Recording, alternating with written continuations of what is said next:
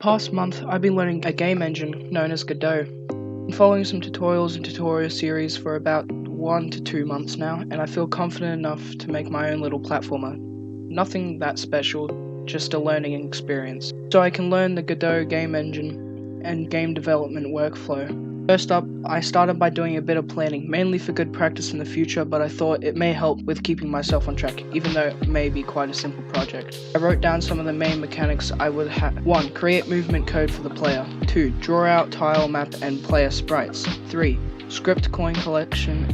4. Script death mechanics, make obstacles. 5. Create art for environmental objects. 6. Make 2 to 3 levels and learn to change between scenes.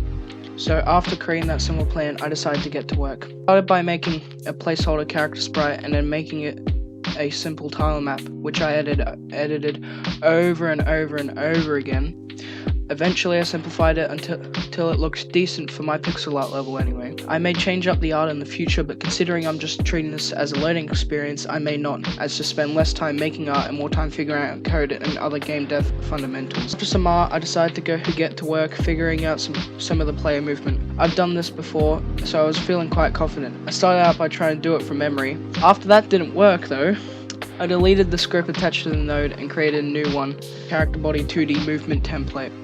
I only really changed the inputs for the movement and added an idle animation for the player. In the future, like I mentioned, I plan on adding other mechanics soon, but for now, that's what I've done. Player movement and the tile map and some player art have been ticked off the list. So that was my first ever devlog. If you want to, leave some feedback, whether it be for game dev or YouTube. Anyway, like I said before, feel free to leave some tips and criticism in the comments. I hope you have a good rest of your day, and to the game devs, good luck with your projects.